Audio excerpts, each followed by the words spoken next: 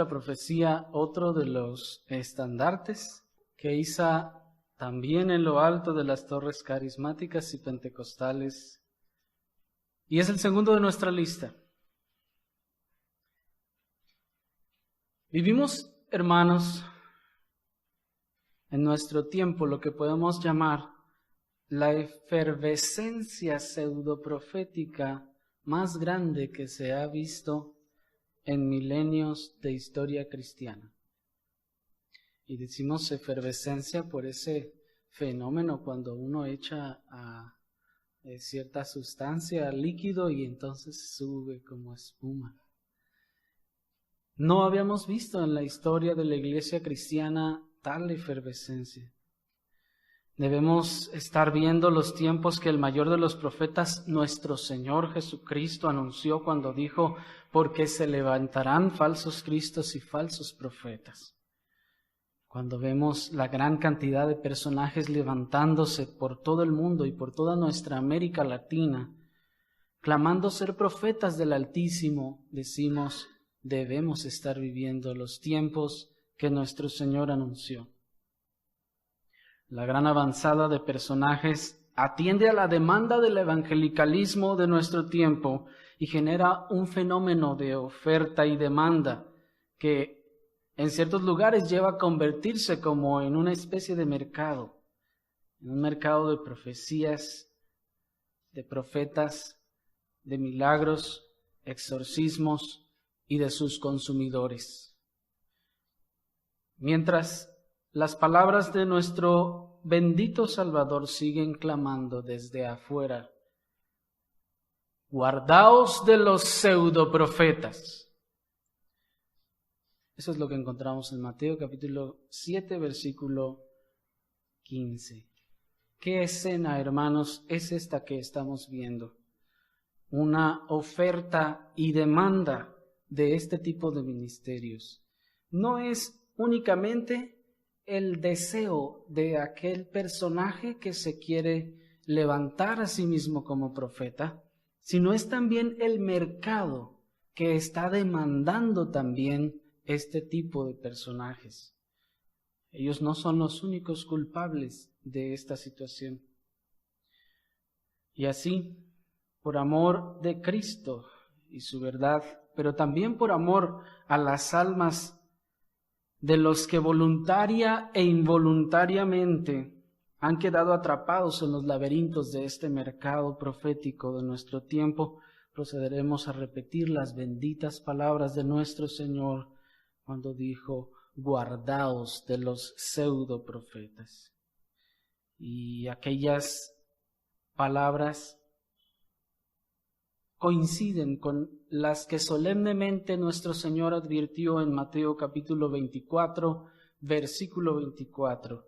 Si ustedes quieren abrir sus Biblias, pueden hacerlo. Si no, voy a leerles lo que dice el versículo. Porque se levantarán falsos cristos y falsos profetas, y harán grandes señales y prodigios de tal manera que engañarán, si fuere posible, aún a los escogidos. La estructura de este mensaje que veremos hoy, en este momento, sería de la siguiente forma. Vamos a ver la profecía en su definición, vamos a ver su oficio, sus distintivos y su cese. En cuanto a su definición, debemos decir que la advertencia de nuestro Salvador parece indicar que el surgimiento de este pseudo-profetismo sería una desbandada más que como personajes aislados en el tiempo. Pues dice la Escritura: porque se levantarán falsos profetas y falsos cristos. No como que si uno se levantara allá una vez y luego 100 años después se levantara otro, sino pareciera como que nos está diciendo que vendrían como una desbandada de profetas o personajes que se hacen llamar profetas. No hace falta más que echar un sencillo vistazo a la historia de la iglesia para darnos cuenta de que no se ha visto tal surgimiento de personajes y ministerios que claman ser comisionados por Dios para traer mensaje o revelación divina. Incluso aún entre aquellos que creen en la vigencia del don de profecía, muchos reconocen la existencia de estos falsos profetas entre las filas protestantes. Y los llegan a identificar incluso con nombre y apellido. Hemos llegado a un punto tal en el que aún aquellos ministerios, congregaciones e iglesias que creen que el oficio de profeta sigue vigente, ellos mismos en algunos sectores también logran distinguir y son capaces de señalar otros ministerios con nombre y apellido que ellos mismos reconocen que se han excedido en sus prácticas y lo que ellos llaman sus llamados. Aunque en algunos casos resulta sencillo identificar sus declaraciones mentirosas, sus falsos milagros, sus pseudosanidades, en otros casos sí requerirá un poco más de discernimiento para distinguirlos. Podríamos pasarnos la noche nuevamente exponiendo todos los casos y prácticas que se hacen en estos ministerios pseudoproféticos, desde algunos que aparentan hacer milagros y otros sanidades. En cierta ocasión había un personaje que para vindicar su supuesto llamado como profeta tomó una botella de agua de esas pequeñas de 600 mililitros y dijo: ¿quieren ver ustedes que soy profeta de Jehová? Voy a hacer lo mismo que hizo Cristo, voy a convertir esta agua en vino. Entonces empezó a sacudir la botella y después de sacudir la botella empezó a tornarse de un color morado y la mostró delante de todos y dijo: aquí está el milagro de convertir el agua en vino. Y bueno, los que pueden ser un poco más avisados se dan cuenta de que hay algunos trucos que se pueden usar para replicar este tipo de cosas. Y en algunos es claro, se ven ese tipo de cosas, pero en otros se requiere tal vez un poco más de discernimiento para distinguirlos. Pero es indispensable que todo creyente pueda discernir con cierto grado de precisión entre lo que era un profeta verdadero en la Escritura y los pseudoprofetas de nuestro tiempo. Hebreos 1:1 nos enseña que el oficio de profeta es un oficio conocido desde el Antiguo Testamento. Dice Hebreos 1:1, Dios, habiendo hablado muchas veces y de muchas maneras en otro tiempo a los padres por los profetas. Ahora, dice el siguiente verso, nos ha hablado por el Hijo. Los profetas, hermanos, son una larga lista de hombres que Dios llamó para su servicio. Enoc es uno de los que encabezan esta lista y de los profetas del Antiguo Testamento, e incluso algunos de los que ni siquiera se menciona su nombre. En el hebreo del Antiguo Testamento, la palabra profeta viene del vocablo naví, que significa hablar y en ocasiones cantar por inspiración divina. Ya sea en predecir, noten la distinción, en predecir hechos futuros o en un simple discurso. Pero en el vocablo griego se nos arroja más luz sobre la actividad de los profetas. En el vocablo griego, la palabra profeta se dice profetes, siendo el sufijo, una preposición que significa ante. Esto es algo que está enfrente de, algo que está delante de, o algo que está ante algo. Y femi significa mostrar o dar a conocer los pensamientos de uno que habla. Así que el profeta es uno que habla por otro y nunca por sí mismo. Según nos enseña 2 de Pedro capítulo 1 versículo 21, cuando el apóstol dice que la profecía nunca vino por voluntad humana. Y como el verso 1 que leímos nos enseña, es aquel que repite las palabras de Dios, pues dice Dios, habiendo hablado, ¿quién habló allí? Dios. ¿Y cómo lo hizo? Por los profetas. Así, el profeta pues es el que repite las palabras de Dios. Pues dice Ezequiel 33:7, oirán las palabras de mi boca. Y que las recibe por medio de una visión, según nos enseña en Números capítulo 12, versículos 6 o 7, en donde Dios le dice a Moisés que solo a él hablará cara a cara y a los demás aparecerá por sueños o por visiones. Así, el apóstol y el profeta eran ciertamente oficios tan dignos que, pues ya que solo ellos podían oír las palabras de Dios y hacerlas saber al pueblo. ¿Qué es entonces un profeta? Es uno que habla por otro y en este caso por Dios. En cuanto a su oficio, el profeta oiría las palabras de Dios y su tarea era de proferir, decir o afirmar delante del pueblo el mensaje que Dios le dio. En el segundo libro de las Crónicas, capítulo 36, versículo 15 y 16, nos enseña que su oficio era dar mensajes. Dice el versículo 15, y el Señor, el Dios de sus padres, envió constantemente palabra a ellos por medio de sus mensajeros. Noten el cambio de palabras que vamos a encontrar aquí. Por medio de sus mensajeros, porque Él tenía misericordia de su pueblo y de su habitación.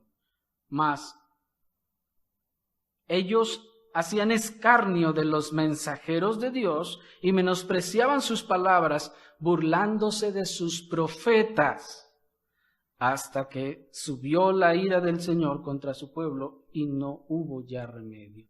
En este versículo lo que estamos rescatando es que la palabra mensajero y profeta están siendo usados de manera intercambiada, lo que nos enseña que el oficio del profeta era el de mensajero. El profeta es pues un mensajero cuyo mensaje es precisamente de la boca de Dios mismo. Lo que oyó de Dios, exactamente eso es lo que dice, y no más ni menos. Dice segundo libro de las Crónicas, capítulo 18, versículo 13, dijo Micaías, vive el Señor, que lo que Dios me dijere, eso hablaré. Y vino al rey. Así, estos profetas, pues, como mensajeros, hablaban únicamente lo que Dios les decía, no más y no menos. El mensaje del profeta podía presentarse por medio de palabras, a veces tal vez cánticos, o como ejemplo viviente. Y ya que el mensaje que el profeta recibía eran las palabras de Dios mismo, él no podía hablar por su propia voluntad o cuando él quisiera hacerlo. El profeta no contaba con la libertad de hablar en el momento que él quisiera e incluso ni siquiera en el momento en el que se le requiriera. En ocasiones cuando los siervos de Dios consultaban a Dios a través del profeta, el profeta tenía que esperar a que Dios le respondiera y la Escritura nos muestra casos en donde iban y le preguntaban, ¿hay palabra del Señor? No, todavía no me responde. Y volvía a ir, ¿hay palabra del Señor? No, todavía no. Lo que nos enseña, hermanos, que el profeta estaba circunscrito a las palabras de Dios y no hablaba conforme a su voluntad, sino lo que Dios le decía. Otra vez recuerden, 2 de Pedro 1:21, la profecía nunca vino por voluntad humana. Y qué contraste con lo que hoy se practica en aquellos que se hacen llamar profetas. Llega uno y le dice, hermano, ¿tiene palabra del Señor para mí? Oh, sí, sí tengo. Y siempre tiene, siempre hay. ¿De dónde sale? Esa es una buena pregunta. Es necesario reconocer que en algunos de los frentes del movimiento carismático y pentecostal, muchos de los que se autoproclaman profetas suelen atreverse a decir mensajes supuestamente inspirados en el momento que se les requiere. Visitan una congregación y dicen, el Señor me dice que aquí va a haber grande bendición. El Señor me dice que aquí hay un pueblo santo. Y muchas otras lisonjas que se dicen a las congregaciones. En ciertos lugares incluso hasta se hacen filas para consultar al profeta de Jehová. Se forman algunos y es muy desafortunado que, hermanos, parece que el evangelicalismo de nuestro tiempo no se ha logrado deshacer de los horóscopos y del deseo de saber lo que vendrá para mi vida, cómo me va a ir en el amor y cómo me va a ir con los negocios y con el dinero. Por eso les decía al principio que desafortunadamente se forma como una especie de demanda. Oferta y demanda. Ustedes han oído ese concepto en economía. Hay oferta y hay demanda. Cuando un producto se vuelve popular, se hace un boom de ese producto, entonces hay mucha demanda. Todos quieren comprar ese objeto. Entonces todo mundo, los que se dediquen a ese giro y aún los que no se dedican a ese giro, empiezan a producir esa cosa para poder satisfacer la demanda del mercado. Todo el mundo está comprando, hay que dedicarnos a hacer esto. Y desafortunadamente en muchos de los casos es la demanda del pueblo evangelical la que llama a estos pseudoprofetas. Quieren saber cuál es la voluntad de Dios para su vida, supuestamente. Ahora ya no le van a decir, oiga, ¿cómo me va a ir en el amor? O ¿cuál es mi color para esta semana? O no sé cuántas cosas. Ahora le dicen, ¿cuál es la voluntad de Dios para mi vida? ¿Y cuántos de los profetas, pseudoprofetas, le responden, ¿sabes cuál es la voluntad de Dios para tu vida? Tu santificación. ¿Cuántos responden eso? Se acaba el negocio si se responden, hermanos, este tipo de cosas. Si la Escritura nos enseña que la profecía nunca vino por voluntad humana, ¿por qué no se niegan a satisfacer la demanda del público? Y ciertamente no se niegan porque no es Dios el que habla. Los profetas verdaderos, no eran adivinos ni predecían el futuro. Los profetas verdaderos no eran adivinos. De hecho, si lo hubieran sido, hubieran estado muertos, puesto que la Escritura mandaba que se matara a estos adivinos, que se echaran por lo menos de la tierra. Pero ellos no eran adivinos, ni predecían el futuro. El profeta no tenía la capacidad para predecir el futuro, de forma que ustedes pudieran ir y preguntarle, profeta, ¿qué va a pasar dentro de 5 años? Él va a decir, no lo sé, porque ese no era su oficio.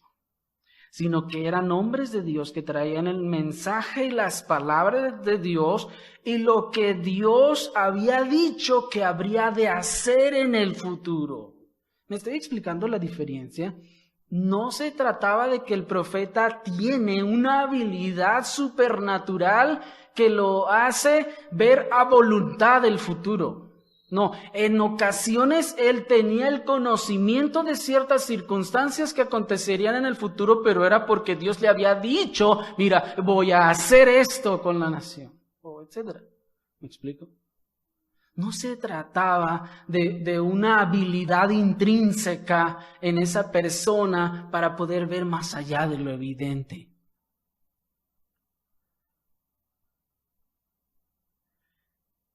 Pero no era pues ningún poder o capacidad propia que ellos pudieran producir, pudieran inducir o pudieran controlar.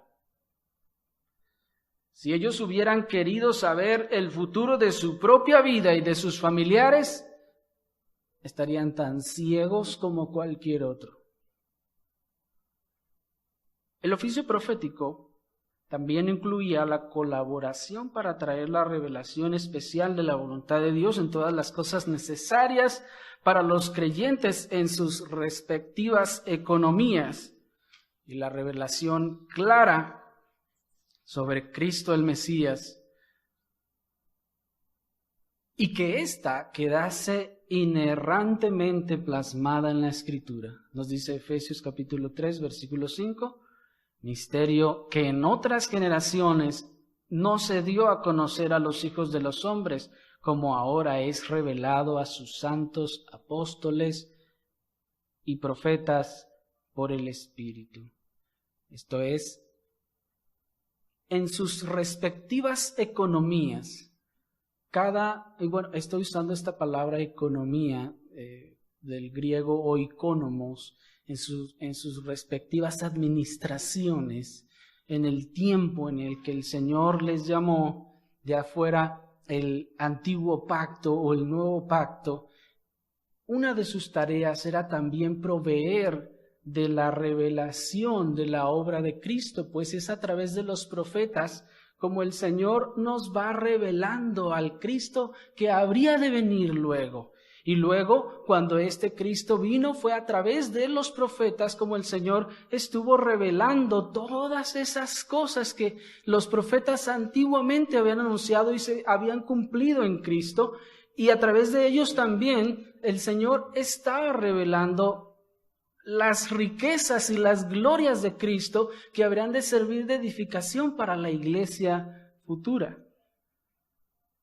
Aunque su oficio no se elevaba por encima de todas las iglesias como el oficio de los apóstoles, la inspiración del Espíritu a ellos era tan infalible como la de aquellos, porque tal infalibilidad descansaba en quien se los dijo y no en ellos. Esto es, que si las palabras del profeta eran infalibles, no era a causa de sí mismo. No era porque era un personaje superior a los demás o que habría alcanzado cierta espiritualidad o cierta sabiduría. Era porque Dios estaba diciendo eso y lo que Dios dice es veraz, es real y se cumple. En tercer lugar, acerca de los distintivos de los profetas, nos podemos preguntar, ¿cómo podríamos identificar a los profetas del Señor o diferenciarlos de los pseudoprofetas de los que Cristo nos advirtió? ¿Cómo reconocemos entre uno y otro? Bueno, en primer lugar, los reconoceremos por su llamado. Jeremías capítulo 1, versículo 5, dijo el Señor a Jeremías, antes que te formase en el vientre te conocí, y antes que nacieses te santifiqué y te di por profeta a las naciones. A pesar de lo que las prácticas del movimiento pentecostal y carismático pretenden, este oficio no era una aspiración o un deseo sino una comisión directa de Dios.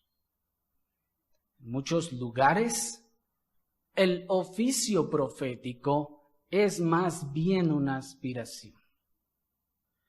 Son aquellos seres, aquellas personas, los que desean este oficio. Son los que buscan este oficio, los que oran por este oficio, los que piden este oficio, los que aspiran a este oficio. E incluso en ciertos lugares, incluso hasta se forman escuelas proféticas. ¿Por qué? Porque a mí me gustaría esa carrera, a mí me gusta esa ocupación, voy a prepararme para eso. Pero en la Escritura no era así. El profeta era llamado y era comisionado directamente por Dios. Tampoco se trata, pues, de un entrenamiento a través del cual adquieren las habilidades para ser profeta. Porque no se trataba de que había que adquirir la habilidad de ver el futuro, de cómo vas a hacer para predecir lo que va a acontecer. No, como ya vimos, el profeta era un mensajero que iba a llevar lo que Dios le había dicho. El oficio de profeta es un llamado que Dios mismo hacía, apartando, llamando y enviando a cada uno de sus siervos para que llevaran su mensaje. Juan capítulo 1, versículo 6, por ejemplo, nos dice, hubo un hombre enviado de Dios, y su nombre era Juan. Este versículo nos enseña que es Dios quien envía al profeta. Él le da el mensaje, Dios mismo le da el mensaje o la labor que ha de realizar. Y esto mismo es lo que aconteció en la vida de todos los profetas en la Escritura. ¿Cómo habrá un mensaje si no hay un llamado de Dios? Si se supone que el profeta, su oficio es dar un mensaje, ¿cómo va a dar un mensaje si Dios no le ha llamado primero? Si no ha tenido esa comisión dada por Dios, Dios no se ha comunicado con él, ¿cómo entonces va a dar un mensaje de Dios? ¿Cuántos de los supuestos profetas actuales se atreverían a decir, Dios me llamó y me dijo específicamente, ve y di esto? Te envío yo para que lleves mi mensaje. ¿Cuántos se atreverían a decir, Dios me dijo, yo te pongo hoy por profeta? Cierto que entre los sinceros, no todos, pero sabemos del atrevimiento de muchos que sí se animan a decir eso. Dios me habló, Dios me llamó, pero como veremos enseguida, el Señor dice, yo no los llamé. Dice Jeremías capítulo 23, versículo 21, no envié yo a aquellos profetas, pero ellos corrían. Yo no les hablé, pero ellos profetizaban. Una de las cosas que nos está enfatizando el verso, no solo es que Dios se está deslindando de ellos y está diciendo, yo no tengo nada que ver con ellos, a mí no me asocien con estas personas, sino que aún está diciendo, ellos han tomado la iniciativa. De ellos solos ha salido, yo quiero ser profeta, ¿a cuál escuela me inscribo? Y a partir de allí se han hecho llamar profetas a sí mismos. El deseo de sus corazones les lleva a atreverse a alardear de visiones, sueños y llamados o envíos de parte de Dios. Cuando lo que la Escritura dice, cuando lo que Dios dice es, yo no los envié. Cuán apropiadas son las palabras del Señor para nuestros tiempos, cuando una gran cantidad de hombres y mujeres también corren ansiosos a hacer algo que Dios no les mandó. Se apresuran emocionados a decir algo que Dios no dijo. ¿Cuántos de ellos hoy en día no corren y dicen, Dios me habló? Pero ¿saben? Haciendo una pequeña disección de esa situación, vamos a encontrar que en el pensamiento pentecostal y carismático hay una instrucción constante desde que se llega a que lo que tú sientes adentro es la voz de Dios.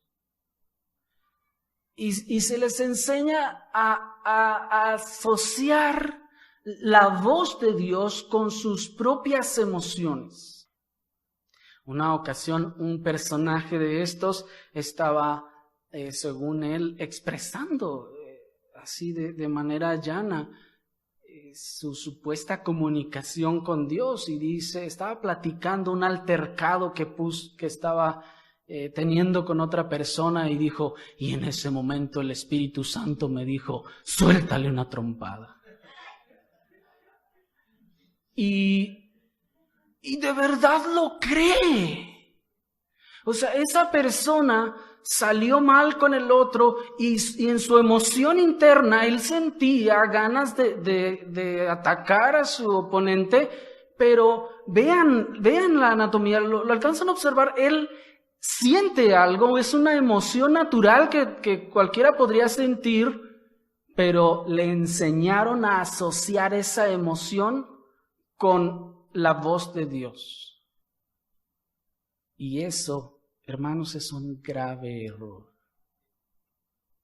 Y es esa, voy a decirlo así, esa desgraciada enseñanza les ha dado la confianza y el atrevimiento de decir cualquier barbaridad seguido o antecedido de la frase Dios me dijo.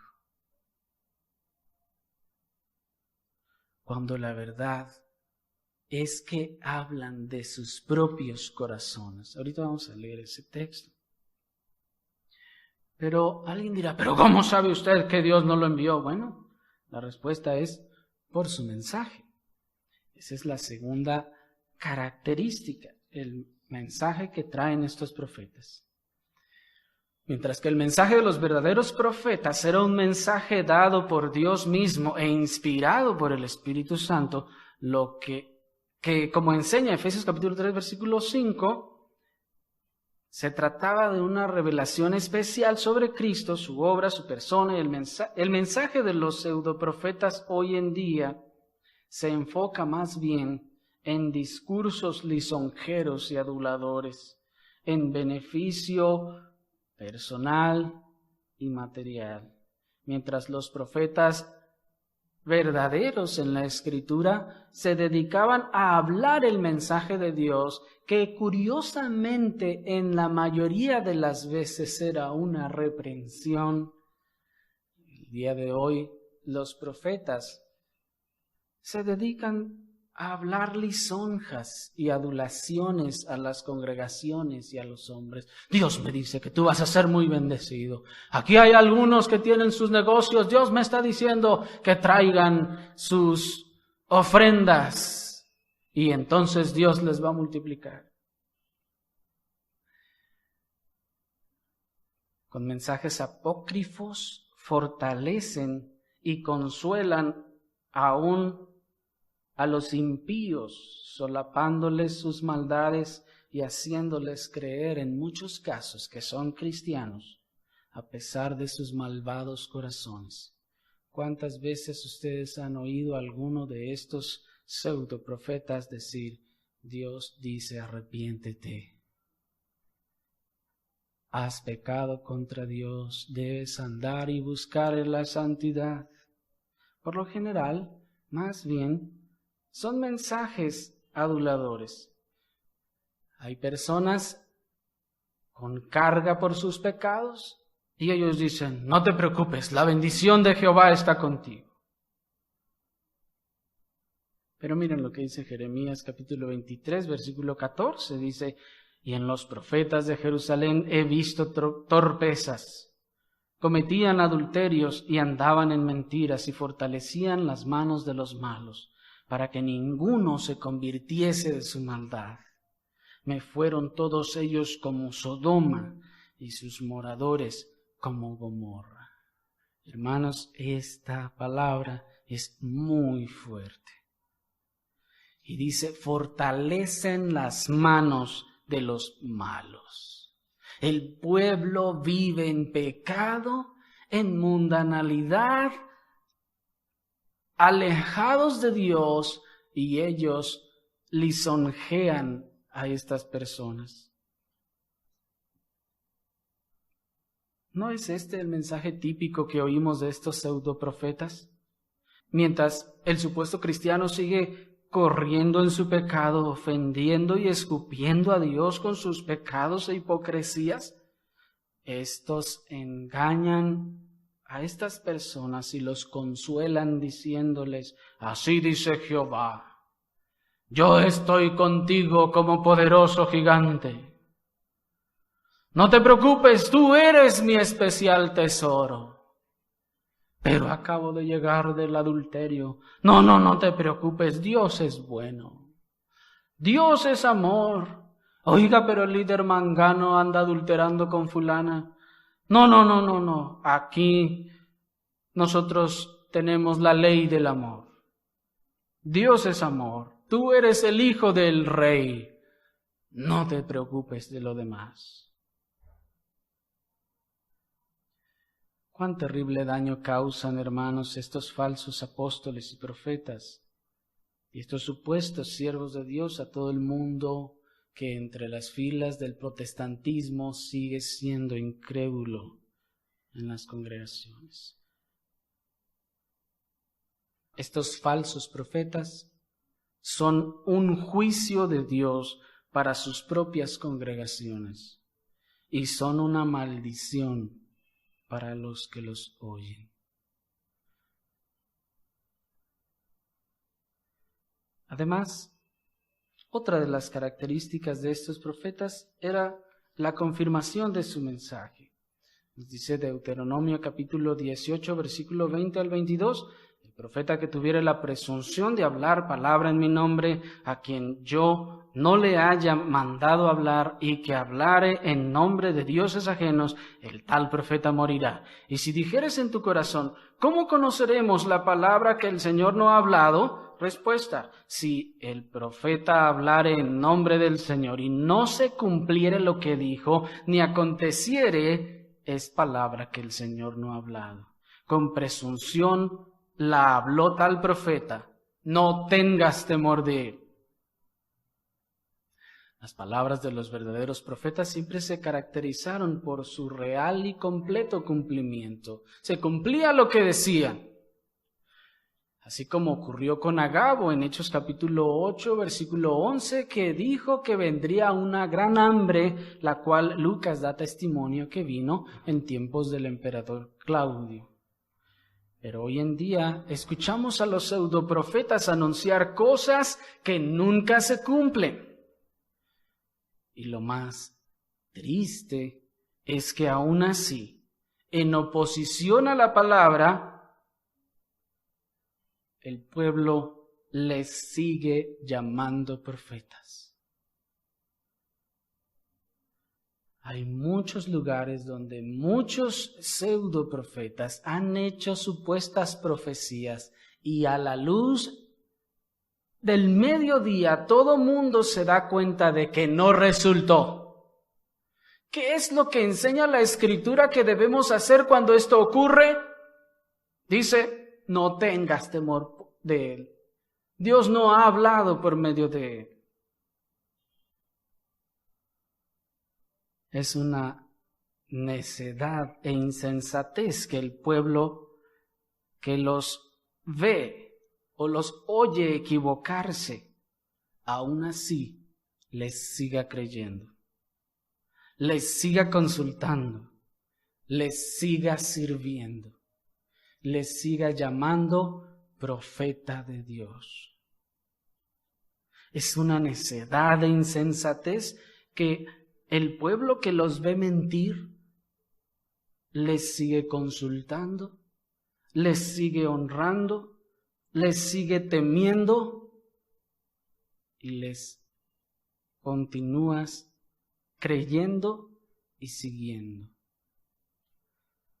Cuando ha sido evidente que ha mentido, que insensato, y lo decimos con respeto, que aún se le siga honrando, se le siga temiendo cuando es claro que Dios no habló. Por eso les decía al principio que esto es una oferta y demanda. Tanto tiene culpa el que se erige a sí mismo como profeta, como el que consume sus profecías falsas. Pero hace milagros, dirás. Y aunque como parte de la confirmación de su oficio profético era que se cumpliera lo que había profetizado o que hiciera milagros que confirmaran su mensaje, aún si un supuesto profeta hiciera señal, pero su enseñanza no es bíblica, la Escritura enseña que no se le debe creer ni se le debe seguir. Mira lo que dice Deuteronomio capítulo 13, versículo 1 al 5. Cuando se levantare en medio de ti profeta o soñador de sueños o te anunciare señal o prodigios, y si se cumpliese la señal o el prodigio que él te anunció diciendo, vamos en pos de dioses ajenos que no conociste y sirvámosles, no darás oído a las palabras de tal profeta, ni tal soñador de sueños, porque el Señor vuestro Dios os está probando, para saber si amáis al Señor vuestro Dios de todo vuestro corazón y toda vuestra alma. En pos del Señor vuestro Dios andaréis, y a Él temeréis, y guardaréis sus mandamientos, y escucharéis su voz, y a Él serviréis, y a Él seguiréis. Tal profeta o soñador de sueños ha de ser muerto, por cuanto aconsejó rebelión contra el Señor vuestro Dios que te sacó de la tierra de Egipto. Si notaron ustedes, hermanos, el argumento divino se basa en la Escritura. Dice el verso 4, en pos del Señor vuestro Dios andaréis, a Él temeréis, guardaréis sus mandamientos y escucharéis su voz. ¿Cómo? ¿Oímos audiblemente la voz de Dios? No, a través de su palabra. De tal forma que el profeta, aunque saque su botellita de agua y la ponga de color morado, hermanos, la Escritura nos dice que si está enseñando algo que la Escritura no enseña, no importa que camine sobre el viento. No importa. Porque si no enseña las sanas palabras del Señor, dice, no le creas. Así que no importan las falsas señales de los pseudoprofetas, de lo que ellos digan y puedan hacer. Si su enseñanza se desvía de la verdad, no se le debe creer, no se le debe seguir. Sal de allí. Veamos por último así el cese de la profecía. Como vimos anteriormente, el oficio profético también incluía la colaboración para traer la revelación especial de la voluntad de Dios en todas las cosas necesarias para los creyentes en sus respectivas economías y la revelación clara sobre Cristo el Mesías y que ésta quedase así inerrantemente plasmada en la Escritura. Esto lo leíamos en Efesios 3:5, se los vuelvo a leer. Misterio que en otras generaciones no se dio a conocer a los hijos de los hombres, como ahora es revelado a sus santos apóstoles y profetas por el Espíritu. Y la revelación de la voluntad de Dios para la iglesia y sobre Cristo mismo que ellos recibieron se convirtió también en el cimiento sobre el cual la iglesia de Cristo sería construida. Efesios capítulo 2, versículo 20 nos dice: edificados sobre el fundamento de los apóstoles y profetas, siendo la principal piedra del ángulo Jesucristo mismo. Debemos recordar, hermanos, la frecuente figura de la iglesia como un edificio.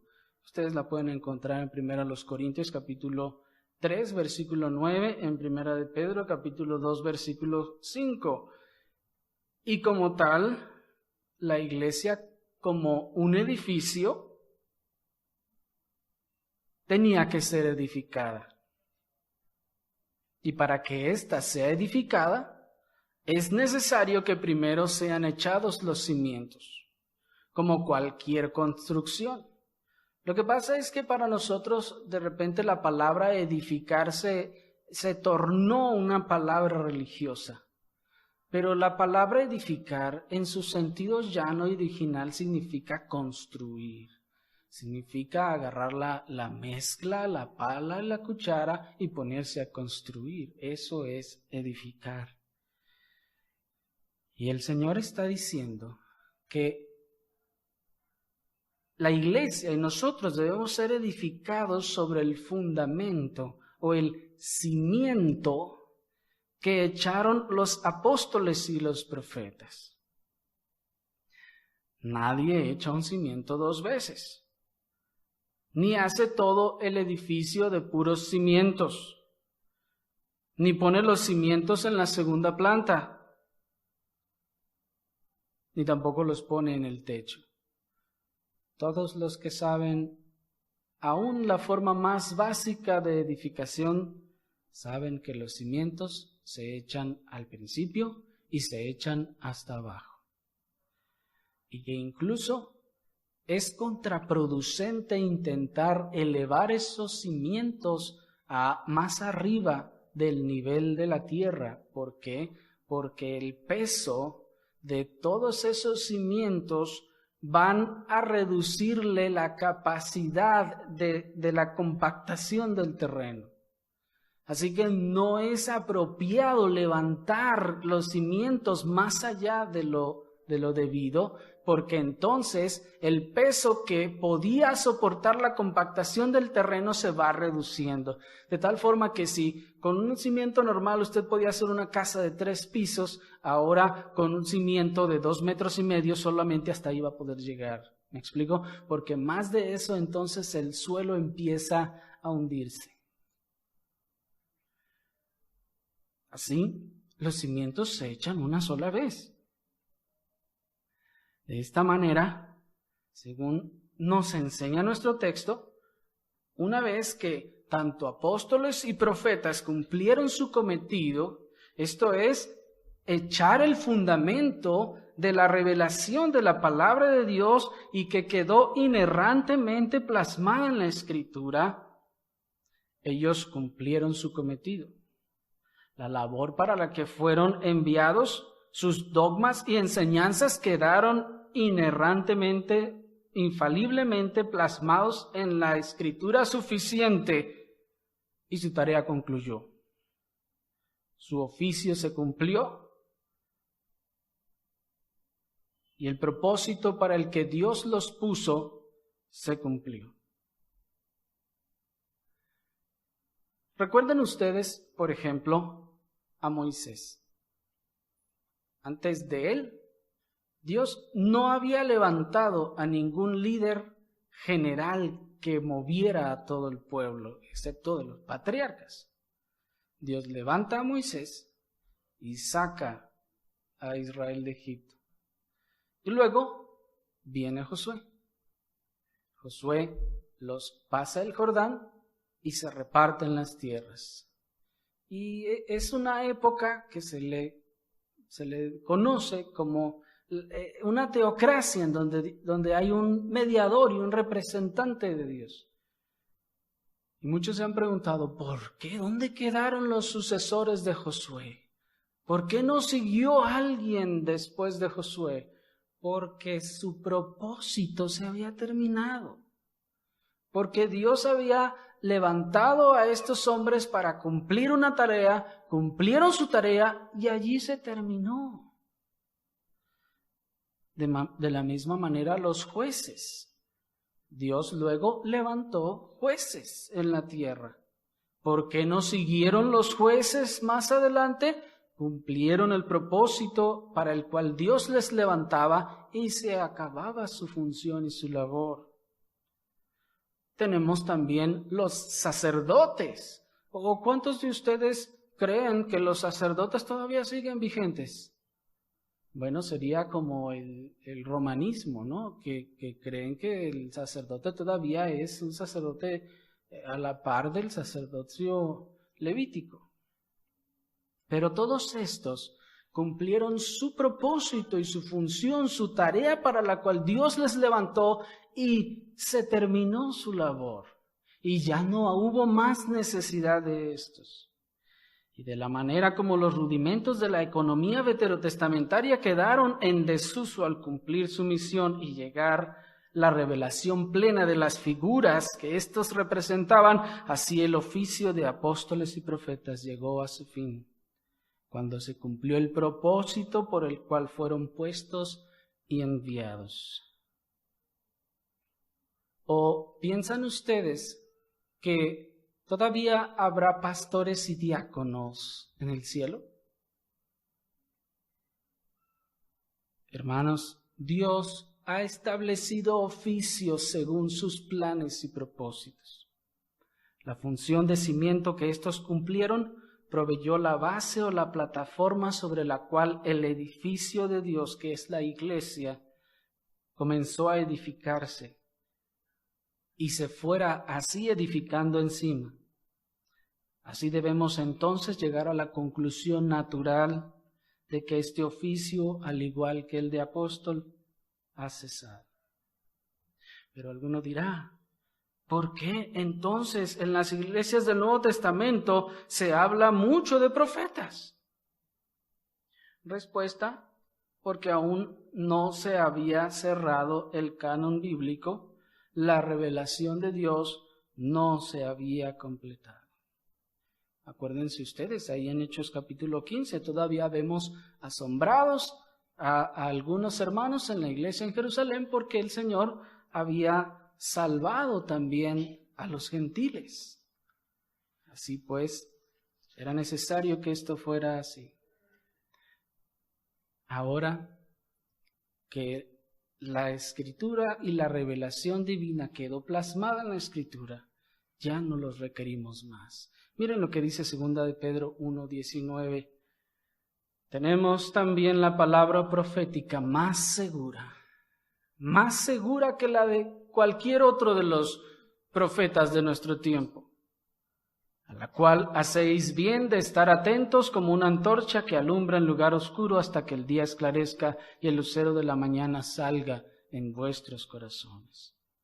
De Deuteronomio capítulo 13, versículo 1 al 5, hallamos también el principio de que la palabra inspirada, la Escritura, está por encima de cualquier ministerio, señal o milagro. ¿Se acuerdan del verso que leímos? Que si aún el profeta hiciere señal, y aún si se cumple, pero si lo que dice no está conforme a la Escritura, entonces no vamos a creerle, no vamos a seguirle. Pero cuán insensato es amar más las señales que la suficiente e inerrante palabra exhalada de la misma boca del Dios Todopoderoso. Es asombroso cómo se le da mayor credibilidad a esos espectáculos que a la misma palabra exhalada por el Dios Todopoderoso. Amigo, tienes que reconocer la deshonestidad con la que se han conducido estos supuestos ministerios proféticos. Y ni siquiera hablamos de todo el show de la fe y de todo el desfalco económico que se hace a muchos en muchas congregaciones. Pero tú debes creer a la suficiente palabra, pues que el cielo y la tierra pasarán, dijo el Señor, mas mis palabras no pasarán.